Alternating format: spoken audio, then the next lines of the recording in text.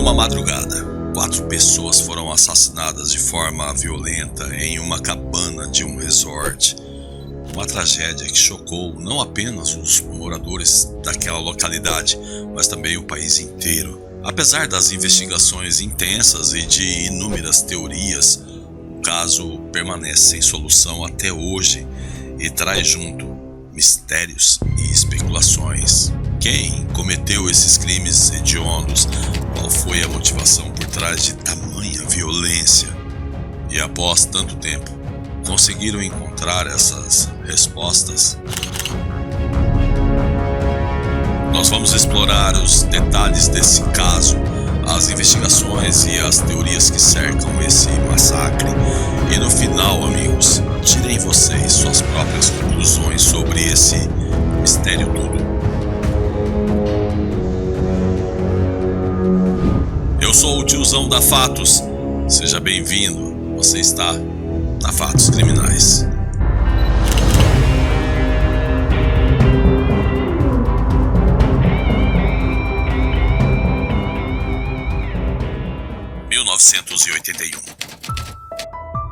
A cidade de Kidd, localizada no norte da Califórnia, sempre abrigou diversos viajantes em um resort que chama a atenção por sua beleza natural e pelas cabanas feitas de madeira.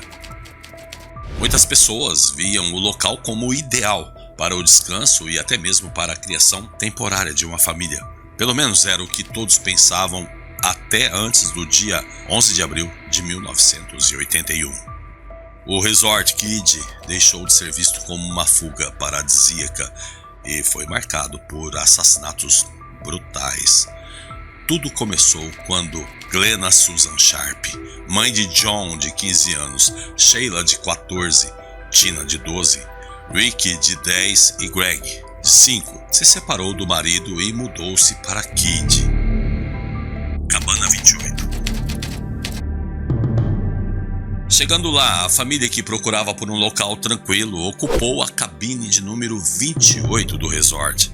Todavia, não demorou muito para que a área deixasse de ser lembrada como um paraíso, e sim como o cenário de um crime brutal. Era mais um dia comum em Kidd, e Glenna estava na cabana e esperava por seu filho John e sua amiga, a Dana Wingate, que já estavam a caminho de casa devido à carona do jovem estudante Craig Walters.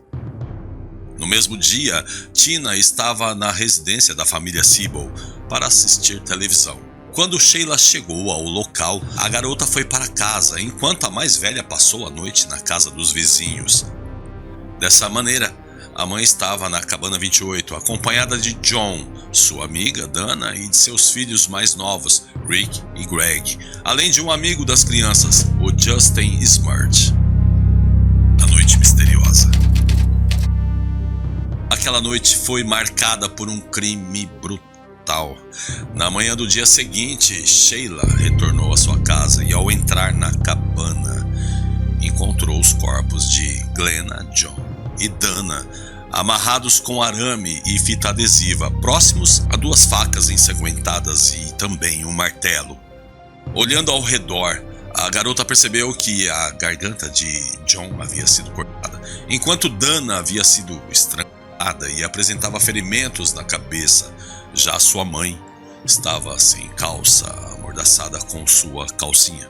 Havia sido esfaqueada no peito e teve sua garganta cortada. Ademais, foi encontrada a coronha de uma pistola, uma parte da arma que dá estabilidade, precisão e rapidez na hora de realizar o tiro. Mais tarde, a perícia concluiu que os 3 sofreram traumatismo craniano que poderiam ter sido causados por um martelo. A autópsia declarou que todos morreram devido ao trauma na cabeça e aos ferimentos causados por facas. Todavia, a cena não era a única coisa a ser questionada, uma vez que Tina, que havia caminhado para a sua casa na noite anterior, estava desaparecida e as 3 crianças, Rick, Greg e Justin, estavam em um quarto na mesma casa e não foram vítimas dos criminosos. Assustada ao ver os corpos de seus entes queridos, Sheila voltou à casa dos Seabolds e contou o que havia encontrado. Foi quando James Seabold decidiu ir à casa de Glenna para socorrer as crianças pela janela do quarto. Durante seu ato, o homem entrou na casa pelas portas do fundo para checar se mais alguém estava vivo, causando uma possível contaminação das evidências do crime. Início das investigações. A família Seabold, com quem Sheila havia passado a noite, declarou que não tinha ouvido nenhum barulho suspeito. Porém, enquanto as autoridades buscavam por alguma pista, um casal também morador do resort afirmou que foi acordado à 1 da madrugada com supostos gritos, mas não soube informar de onde o som vinha. Ao avistar o local pela primeira vez, a polícia notou a ausência de marcas na porta, o que indicava que o criminoso ou criminosos havia entrado na casa sem usar a força. Além disso, a casa estava com as luzes apagadas, o telefone encontrava-se fora do gancho e as cortinas estavam fechadas. Ainda na procura por alguma pista, as autoridades encontraram uma impressão digital no corrimão da escada que levava até a porta dos fundos da cabana 28. Mesmo sem descobrir muitos rastros, os policiais decidiram seguir a investigação e entrevistaram diversos suspeitos. Entre eles estava um morador de Kidd que havia desaparecido pouco tempo após esse crime. Ele foi encontrado em Oregon e foi submetido a um exame detector de mentiras, mas logo após isso foi liberado. Sem encontrar uma luz, um caminho, os detetives recorreram novamente aos moradores da cidade. Dessa vez, os pais de Justin prestaram depoimento. De acordo com o casal, a jaqueta que Tina usava foi encontrada no porão de sua casa, enquanto um martelo havia desaparecido. Todavia, as pistas não levavam a lugar algum, o que resultou na declaração do condado Doug Thomas. Martin Smart, pai de Justin, queria jogar as suspeitas para longe dele. Posteriormente, os oficiais decidiram entrevistar a família Seabold outra vez, o que ocasionou em outra pista. Agora eles se lembraram de ter avistado uma van verde estacionada em frente à cabana, enquanto outros vizinhos alegaram ter visto um Datsun marrom no mesmo local, que possivelmente estava com um pneu furado. A hipnose de Justin e suas consequências.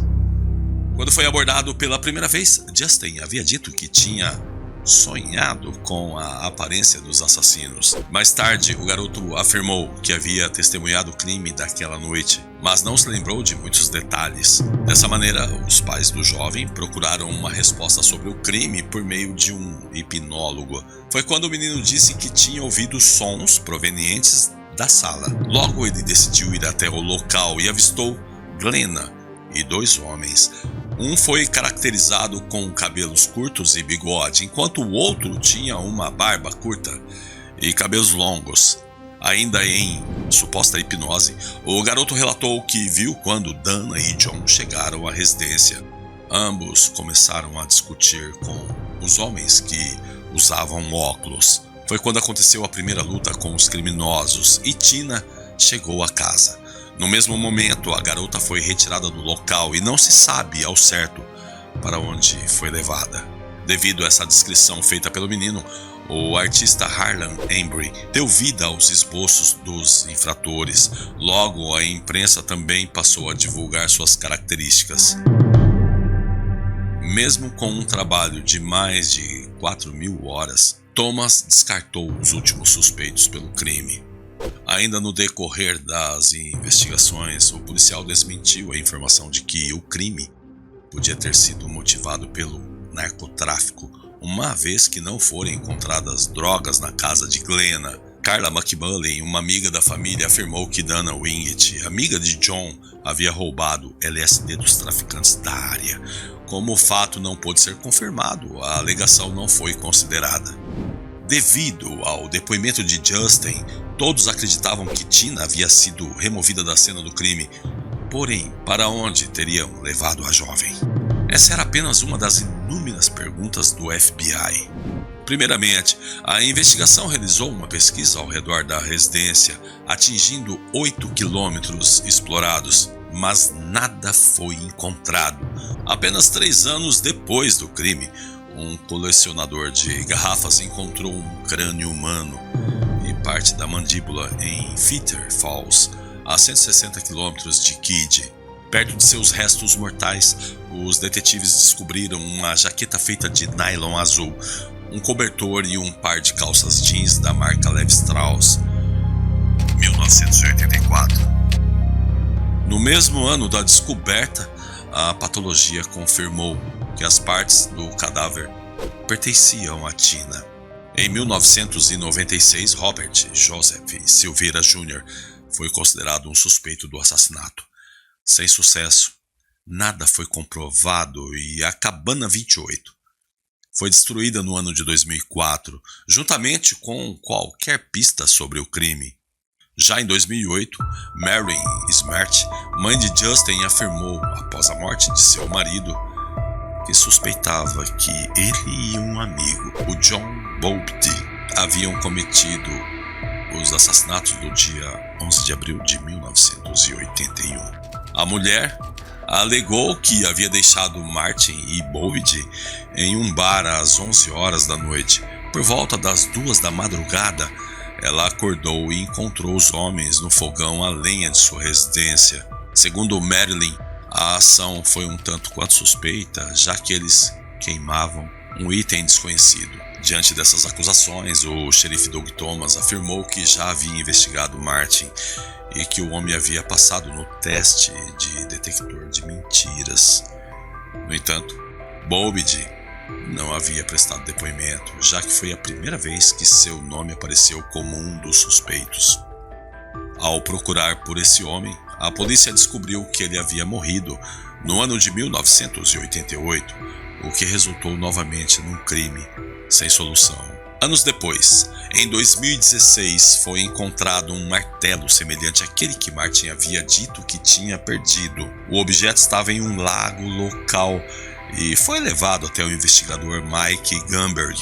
Para o profissional, haviam colocado o utensílio intencionalmente naquela área. Mesmo sem o norte, um artigo publicado pelo The Sacramento Bee em 2016 revelou uma carta escrita por Martin à sua esposa. Nela o homem escreveu: "Paguei o preço do seu amor, e agora o comprei com a vida de 4 pessoas." No mesmo ano, Gumberg afirmou que não havia admitido aquela carta como evidência. Após a escritura ser compartilhada por meio de um jornal, um conselheiro de Martin afirmou que o homem havia admitido os assassinatos de Glenna e Tina e que a garota havia sido morta, para impedir que ele fosse identificado. 2 anos depois, o detetive informou que o DNA encontrado em um pedaço de fita era correspondente a um suspeito que estava vivo, mas nada foi concluído. Quem cometeu esse crime? Você arriscaria uma opinião? Deixe nos comentários, eu adoraria ler. Amigo, muito obrigado de coração por ter assistido até aqui. Lhe convido a clicar no botão inscrever e fazer parte dessa família. Não esqueça de ativar o sininho, deixe o seu like e compartilhe o canal para amigos. Nos vemos no próximo episódio. Até lá!